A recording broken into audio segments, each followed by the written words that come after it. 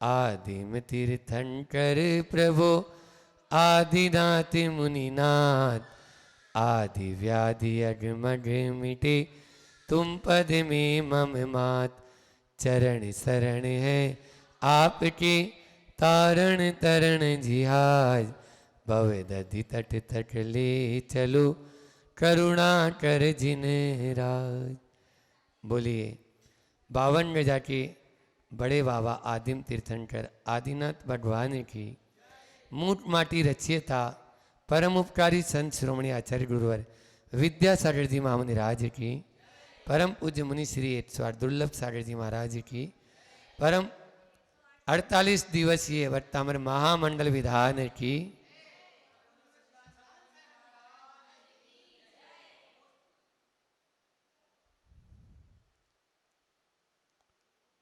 प्रतिदिन का यह एक क्रम बन गया, क्योंकि प्रतिदिन बदल बदल के लोग आकर यहाँ पर विधान की रचना करते हैं और उसको विधान की रचना करके बहुत ही भक्ति के साथ में संपन्न करके प्रभु की आराधना करते हैं। भट्टामर का यह काव्य जो सभी के लिए बहुत प्रिय और कंठा आहार है, और उसी के साथ में मूठ माटी का यह स्वाध्याय, दोनों की कड़ी सोने पर सुहागा जैसा काम करती है कि भक्ति की गंगा में आदमी डुबकी लगा ही लेता है, फिर सोचता है चलो अब थोड़ा सा कुछ ज्ञान की भी दो बात हो जाए। इस प्रकार से यहाँ पर हम सब मिलकर प्रतिदिन इस महाकाव्य की आराधना कर रहे हैं।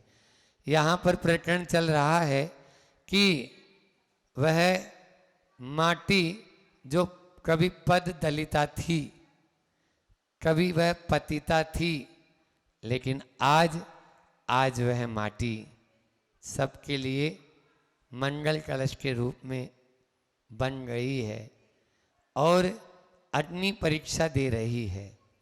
वह पद दलिता माटी, कुमार ने उसको पहले उसको भिगोया, फुलाया, फिर उसके अंदर से कंकड़ पत्थर मिट्टी सब अलग, कंकड़ पत्थर और तिनके आदि अलग करके एक सुंदर से कलश का आकार देकर यहाँ धूप में उसको सुखा रहा है।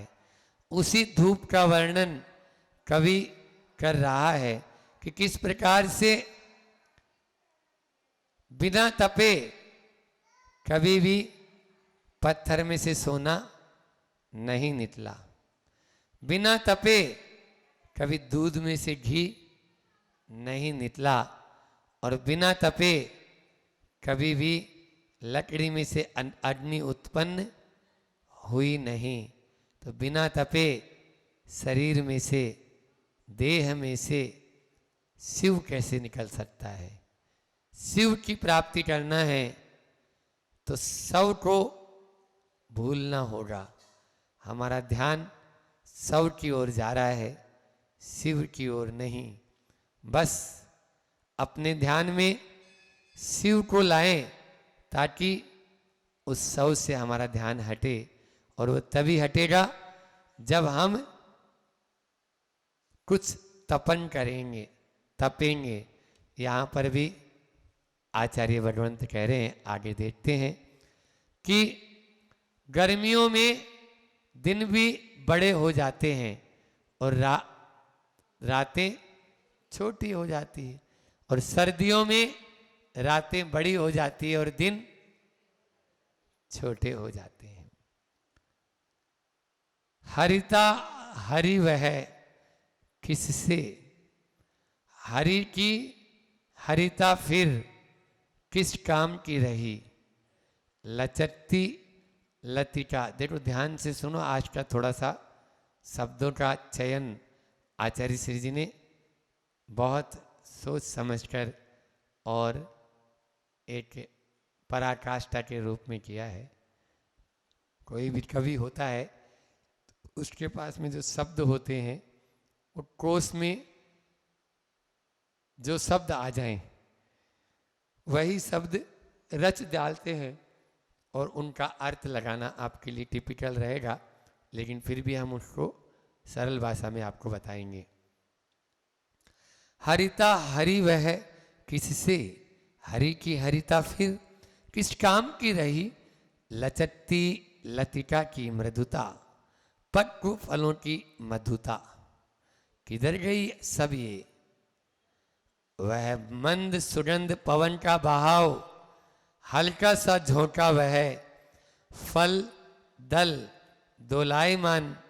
दोलायन कहाँ, फूलों की मुस्कान, पल पल पत्रों की करतल तालियां, श्रुति मधुर श्राव्य मधुप जीवी, अली दल गुंजन कहाँ, शीत लता की छुवन छुपी, पीत लता की पलित छवि भी, पल भर भी पली नहीं, जली चली गई कहाँ, पता न चला, यहाँ पल रही है केवल, तपन तपन तपन। बहुत बढ़िया वर्णन किया है।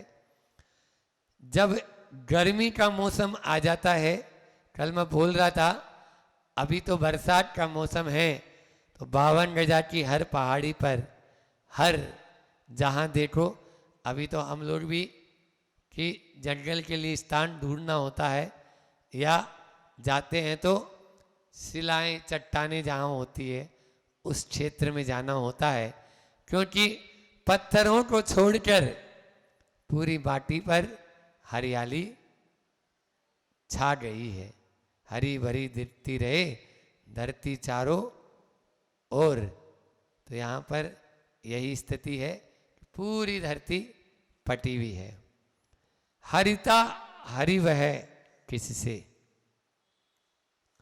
जो गर्मी आ जाती है तो ये सब सूख कर राख हो जाता है, खाक हो जाता है, सब बंजर में परिवर्तित हो जाता है, केवल पत्थर ही पत्थर नजर आते हैं।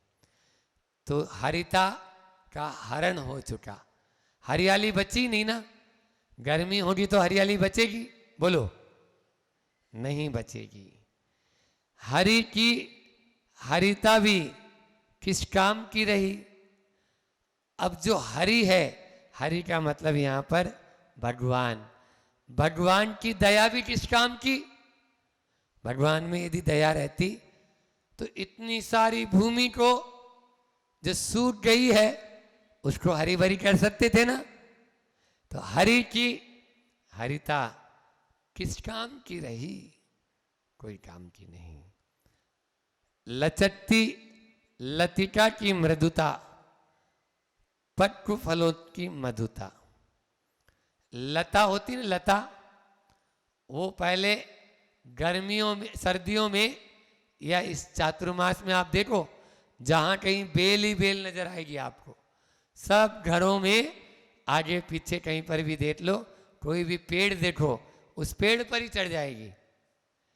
तो लचकती, उसका नाम ही है लता, जो झुक जाती है, लचकती है, जो कड़ी नहीं रहती।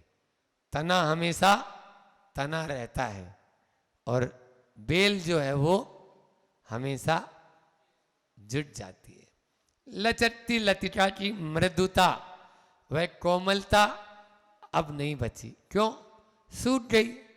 सूखने के बाद पत्ता भी क्या होता है, कड़ा हो जाता है, आप देखो। तो वह मृदुता अब नहीं बची।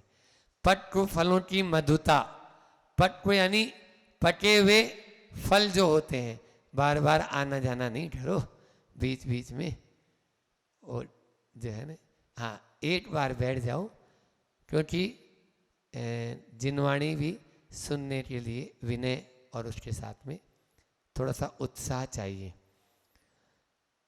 पक्व फलों की मधुता, पक्व यानी पके हुए जो फल होते हैं उनकी मधुता, मधुता यानी मिठासपन।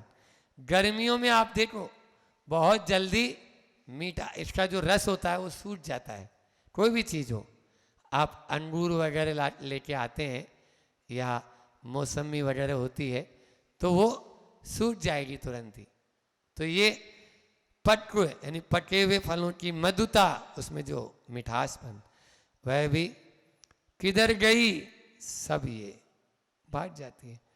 वह मंद सुगंध पवन का बहाव, यानी जब अभी जैसे बरसात का मौसम है, श्रावण का महीना है, तो मंद मंद बयार चलती रहती है और फूल खिले हैं। बड़े बाबा के यहाँ जाओ आप, तो बड़े बाबा के नीचे जितने भी पेड़ पौधे हैं वो सब लाल पीले नीले बिल्कुल पुष्पित हैं।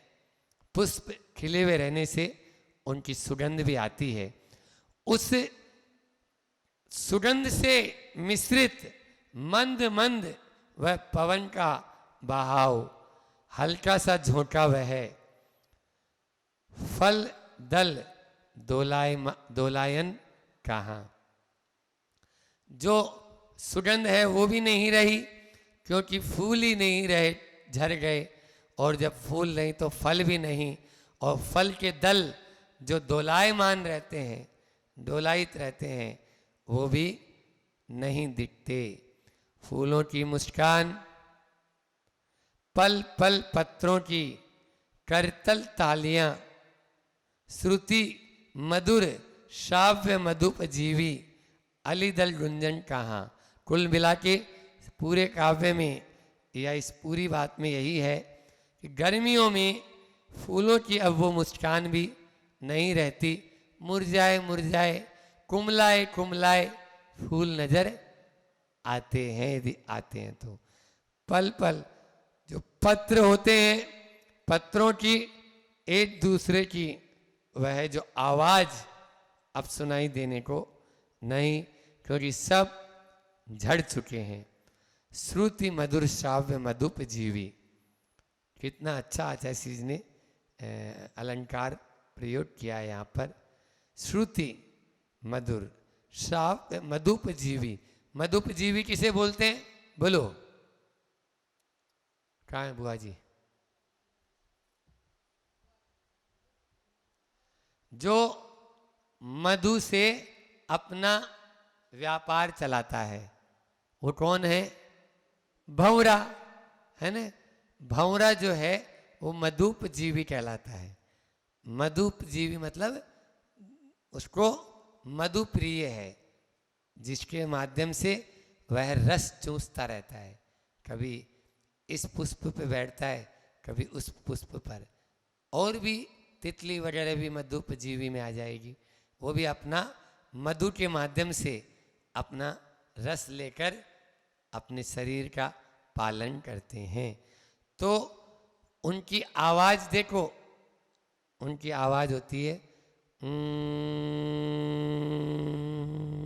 ऐसे आवाज चलती रहती है। श्रुति मधुर, अच्छी लगने वाली वह है ध्वनि, श्राव्य मधुपजीवी। अली यानी भंवरा, अली दल यानी भंवरों के दल की जो गुंजन है, अब वो कहाँ, अब नहीं। शीत लता की छुवन छुपी, शीत में तो अपन क्या करते हैं, कोई भी चीज अपन को छूती है तो ठंडी ठंडी लगती है ना। और हल्की हल्की यदि थोड़ी हवा भी चल जाएगी तो बिल्कुल अपन उससे बचना चाहेंगे, लेकिन अब वह हवा भी नहीं चल रही। पीत लता की पलित छवि भी, पीत लता यानी जब लताएं पीली पड़ जाती है, ऐसी वह छवि भी अब नहीं। क्योंकि लताएं पीली पड़ना वह भी आपके बसंत के आसपास का समय होता है, और ये बसंत के बाद का समय है। बसंत के बाद तो बिल्कुल ही वह पत्ते भी झड़ चुके हैं। पल भर भी पली नहीं जली, अब वो पल नहीं सकते। क्यों? हरी भरी नहीं हो सकती लताएं, क्यों नहीं हो सकती? अब तो जलकर राख हो गई है, गर्मी के कारण चली गई कहाँ पता न चला। यहाँ पल रही है केवल तपन तपन तपन। वह राग कहाँ पराग कहाँ, अब न राग बचा और न पराग बचा। पहले हमने कल अपन ने देखा था कि बसंत जो है वो ऋतु राग की ऋतु कहलाती है। उसमें सब तरफ बिल्कुल पुष्प खिलते हुए नजर आते हैं। अब न वो राग, और जब राग ही भी नहीं है, पराग भी नहीं बचा। चेतना की वह जाग कहाँ, बिल्कुल सूख गई। अंदर से चेतना भी उसकी जागृति नहीं। वह महक नहीं, वह चहक नहीं। अब न कोई चहक है और न कोई महक है। वह ग्राह्य नहीं, वह ग्राहक नहीं। ग्राह्य का मतलब होता है ग्रहण करने योग्य, और ग्राहक का मतलब होता है ग्रहण करने वाला। जैसे लिखने वाला लेखक होता है। तो जब गर्मी का मौसम होता है तो मन भी नहीं लगता है। आप देखो, न पढ़ने का मन, न पढ़ाने का मन, न सुनने का मन, न सुनाने का मन। तेज गर्मी होती है तो विद्यालयों की छुट्टी हो जाती है। विद्यालयों में अवकाश दे दिया जाता है, अब घर पे बैठो। क्यों? हम पढ़ाएंगे तो आप पढ़ ही नहीं पाओगे ना, आपका ध्यान गर्मी में ही चला जाएगा। तो इसी प्रकार से ग्राह्य और ग्रहक नहीं। वह वी कहाँ, वह कवि कहाँ, मंजू किरणधर वह रवि कहाँ। बहुत अच्छा, मतलब वह न तो विशेषता बची है, न कवि बचा है, न रवि बचा है। अब वो अच्छी किरणों वाला प्रातः काल की, भोर की जो किरणधर वह है, वह रवि नहीं। अब तो वह है अंग कहाँ, वह रंग कहाँ, अनंग का वह व्यंग कहाँ। वह हाव नहीं, वह भाव नहीं, चेतना की छवि छाव नहीं। अब तपन के अंदर न तो अंग बचा, न रंग बचा। प्रकृति के सारे अंग अंग सूख गए हैं। अनंग का वह है, व्यंग कहाँ। मन का भी अब कोई व्यंग, कोई भी बातचीत करने का मन ही नहीं करता है। वह हाव भाव भी नजर नहीं आ रहे हैं। चेतना की छवि छाँव नहीं है। यहाँ चल रही है केवल तपन तपन तपन। भोग पड़े हैं यहीं, भोगी चला गया। भोग पड़े हैं यहीं, भोगी चला गया। जब अब आप अपनी आत्मा की ओर दृष्टि लाइए, और आचार्य श्री जी वही यहाँ पर बताना चाह रहे हैं कि भोगों को भोग कर, भोगों को भोगने के बाद में केवल भोग यहाँ पर बचते हैं और भोगी चला चला जाता है। आप देखिए, आज तक कोई भी पदार्थ कभी भी नष्ट नहीं हुआ, लेकिन पदार्थों को जो उपभोग करता है वह कई आए और कई चले गए। जैसे कि मकान होता है ना, तो मकान पर अपन लोग सोचते हैं कितना सुंदर मकान मैंने बनवाया या इसका रिनोवेशन करवाया। अब उस मकान में उसके पिताजी के पिताजी भी रहते थे, पिताजी भी रहते हैं, और वह खुद भी रहता है। अब एक दिन क्या हुआ, एक मित्र उसके घर आया, वह अपना मकान दिखा रहा है। देखो ये मेरा बेडरूम है, देखो ये मेरे रसोई घर है, ये मेरा यहाँ पर बाहर का बरामदा है, ये हमारा जो है एक कॉमन सबका हॉल है। इस प्रकार से एक कमरों से परिचय करा रहा है, और ये मेरा मकान है। ऐसा बोला ही था तो लगा कि मकान हंस रहा है। तो उसने कहा तुम क्यों हंस रहे हो? उसने कहा तुम क्यों हंस रहे हो? मकान ने कहा यूं ही, क्योंकि यही बात आपके पिताजी के पिताजी कहते थे, और फिर आपके पिताजी कहते थे, और आज आप भी यही बात कह रहे हो। ये मेरा मकान है, ये मेरा मकान है। यही स्थिति होती है। मकान आपके पिताजी और आपके पिताजी के पिताजी न जाने कहाँ चले गए, लेकिन मैं यहीं हूँ। मेरी दीवार पर उनकी तस्वीरें ज़रूर लगी है। हाँ, दीमक के द्वारा वो भी कभी भी नीचे गिरा दी जाएगी। मकान अभी भी हंस रहा है। मकान अभी भी हंस रहा है। आगाह है अपनी मौत का, किसे बसर नहीं। और सामान 100 बरस का है, पल की खबर नहीं। क्या बोला मैंने? आगाह है अपनी मौत का, किसे बसर नहीं। और सामान 100 बरस का है, पल की खबर नहीं। सज धज कर जिस दिन मौत की शहजादी आएगी, न चांदी काम आएगी, न सोना काम आएगा, न चांदी आएगी। ऐसा कभी भजनकार ने भजन सुनाया था। भोग पड़े हैं यहाँ, भोगी चला गया। रथ पड़ा है, रथी चला गया। पिंजड़ा पड़ा है, पंछी उड़ गया। पिंजरे के पंछी अब तो जाग और अब होश में आ जाए तो बहुत अच्छा है। योग पड़े हैं यहाँ, योगी चला गया। कौन किसके लिए? धन जीवन के लिए या जीवन धन के लिए? महत्वपूर्ण है पंक्तियां। देखो आचार्य श्री जी की पंक्तियां बहुत अच्छी कि योग चला गया, योगी योग पड़े रहे और योगी चला गया। और कौन किसके लिए? धन जीवन के लिए या जीवन धन के लिए? बोलो, धन जीवन के लिए है या जीवन धन के लिए है? हाँ, धन जीवन के लिए है।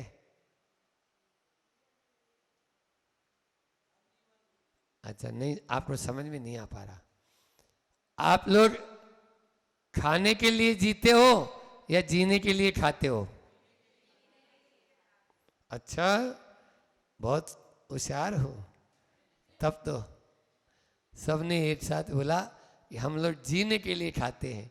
फिर तो जो भी मिल जाए या जब भी मिल जाए। हाँ बोलो, यहाँ तो मुंह के बाहर आ रहा है तो भी 2-4 तो और ठूस ही लेते हैं। बोलो, नहीं होता है? अरे पेट में दर्द हो रहा है या सिर पिरा रहा है और घुटने बैठने नहीं दे रहे हैं, फिर भी आने दो। बोलो, ये तो गड़बड़ी है ना। कहीं न कहीं तो हमारे आहार विहार में गड़बड़ है।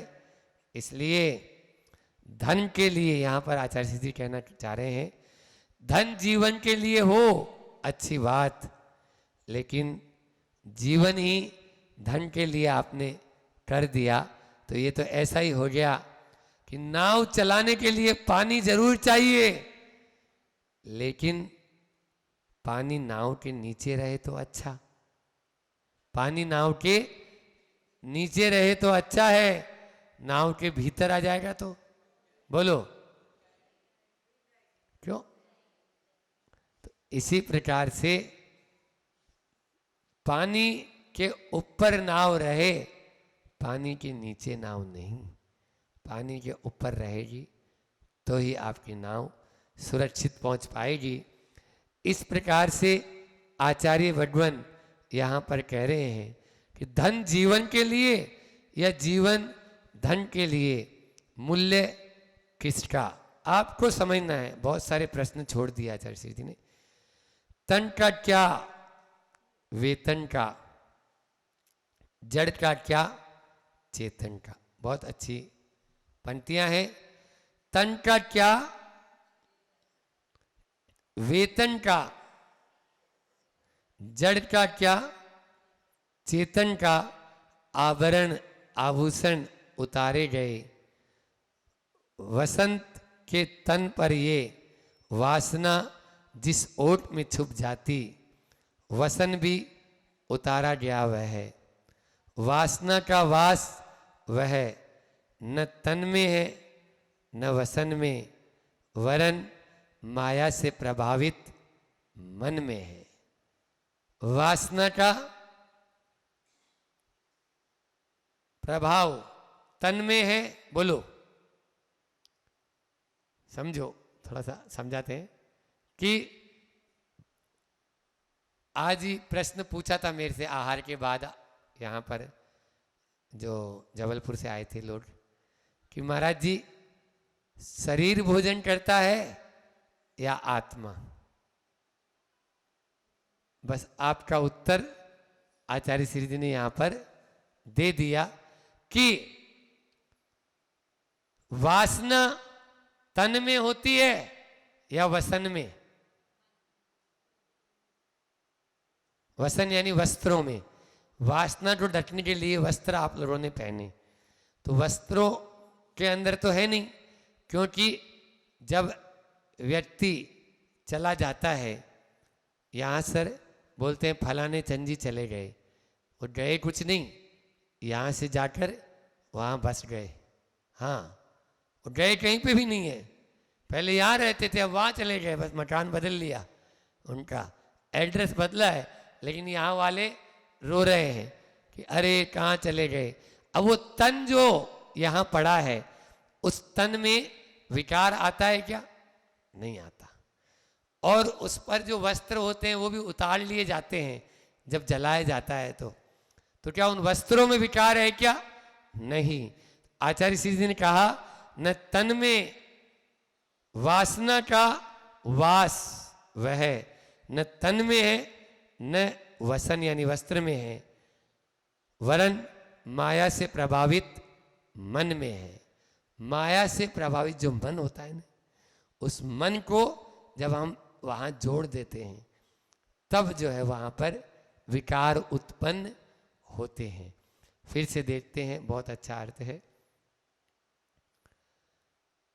तन का क्या वेतन का, जड़ का क्या चेतन का, आभरण आभूषण उतारे गए। मतलब जो इस शरीर पर जो आभरण आभूषण पहनाए गए हैं वे उतारे गए। बसंत के तन पर से वासना जिस ओट में छुप जाती, वसन भी उतारा गया वह है। मतलब वासना जहाँ छुप जाती है, वासना छिपाने के लिए हम वस्त्रों का उपयोग किए हैं, वह वसन भी उतारा गया वह है। क्यों? वासना का वास तन में नहीं और न ही वसन में, अपितु माया से प्रभावित मन में है।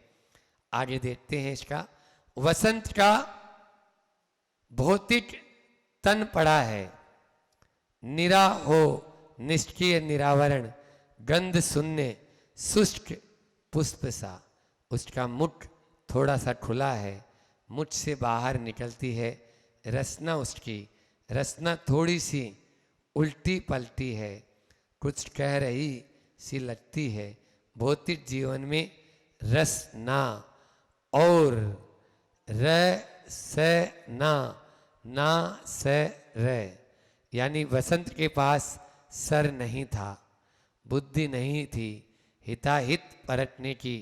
यही कारण है कि वसंत सम जीवन पर संतों का ना असर पड़ता है। बसंत सम जीवन पर संतों का ना असर पड़ता है। दाह संस्कार का समय आ ही गया, वैराग्य का वातावरण छा गया। जब उतारा गया वह बसंत के तन पर से कफन कफन कफन, यहाँ पल रही है केवल तपन तपन तपन। एक्चुअल में समझो बात को, आप लोगों को समझ में आ जाएगा। बसंत एक तरह से हम यहाँ पर आत्मा और शरीर, ठीक है ना, इन दोनों के अतिरिक्त बसंत यहाँ आत्मा और शरीर, तो शरीर में जो ममत्व बुद्धि रखता है उसको लेंगे यहाँ पर बसंत। शरीर में जो राग बुद्धि रखता है उसको लेंगे अपन बसंत। तो वो जो बसंत है, वो जो शरीर में राग बुद्धि रखता था, तो जब किसी भी शरीर का या आत्मा चली गई और केवल मात्र शरीर यहाँ रह गया, तो आचार्य श्री जी कह रहे हैं कि यह भौतिक तन मात्र यहाँ पर पड़ा रहा। कौन का? उसका। उसका किसका? आत्मा का। ऐसा समझ लो, जीव आत्मा का, है ना। तो उस जीव का वह शरीर यहाँ पड़ा रहा और निष्क्रिय है। आपने शव देखा होगा, अब वो हिलता डुलता है क्या? बोलो। ऐसे हाथ है तो ऐसे ही रहेगा, है ना, और मुंह खुला है तो खुला ही रहेगा। तो निष्क्रिय और निरावरण। क्यों? क्योंकि उसको अभी तन निकल जाने के बाद अब उसको नग्न स्वरूप करके उसको नहलाया धुलाया जाता है। गंध शून्य शुष्क पुष्प सा, अब उसमें से गंध नहीं। क्यों? क्योंकि अब तो वह शव बन चुका है, अब उसमें किसी प्रकार की भी कोई शुष्क पुष्प है, सूखा हुआ बोलते हैं ना कि फेंक देते हैं फूल को खुशबू निकल जाने के बाद, पुष्प को फेंक देते हैं, पुष्प को क्या बोलते हैं, खुशबू निकल जाने के बाद, और छोड़ देते हैं शरीर को चेतन चले जाने के बाद या चेतन के निकल जाने के बाद। कोई उसको छूना भी पसंद नहीं करता। यदि छूते हैं तो कितना ही सुंदर से सुंदर स्त्री हो, कितनी सुंदर प्राण प्रिय, कितना ही सुंदर से सुंदर पुरुष हो, लेकिन उसको भी छूना पसंद नहीं करते हैं।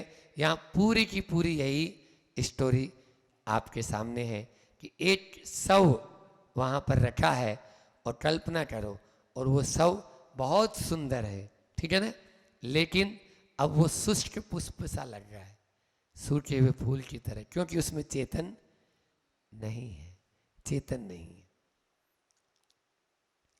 उसका मुख थोड़ा सा खुला है, वो जो जीव है, वो जीव तो निकल गया है, जो पड़ा हुआ है, तो उसका मुंह खुला हुआ है और उस मुख में से जीवा बाहर निकल आती है। क्योंकि देखते हैं अपन, जब कोई भी व्यक्ति होता है, मुख से प्राण निकलते हैं तो मुख खुला रह जाता है, उसमें से जीव नजर आती रहती है। आप देख लो, कई हमने देखी समाधियाँ वगैरह में। अब जो जीव नजर आ रही है तो वो जीव थोड़ी तिरछी हो जाती है, क्योंकि अब उसमें ताकत तो बची नहीं, जान नहीं है अब तो वो जीव टेढ़ी हो गई।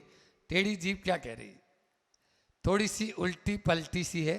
वह कह रही है कि भौतिक जीवन में रसना, इस जीव को रसना बोलते हैं। क्या बोलते हैं? जीव का दूसरा नाम क्या है?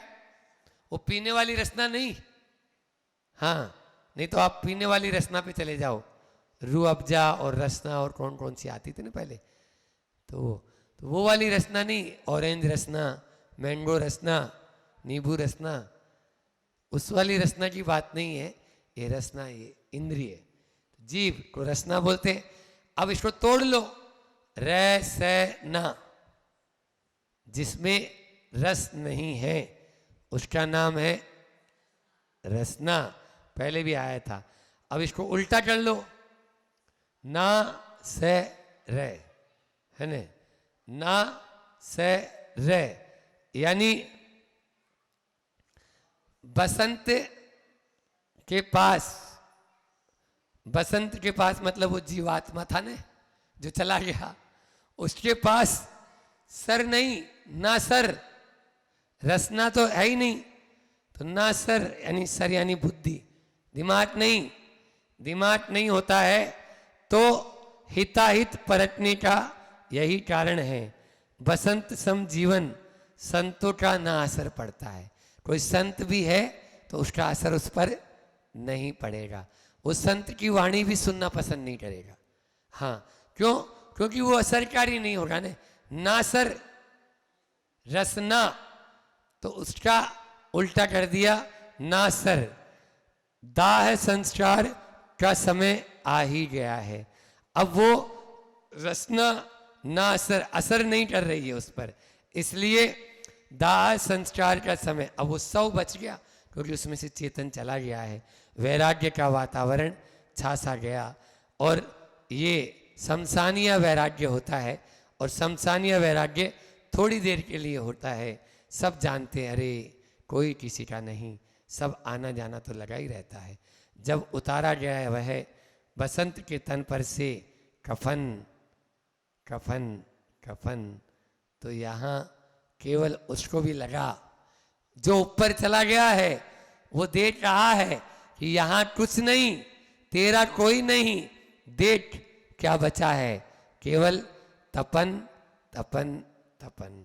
इतना ही रखते हैं, समय भी अपना पूर्ण हो गया। बोलिए अहिंसा परमो धर्म की, आचार्य गुरु और विद्यासागर जी महामुनि राज की।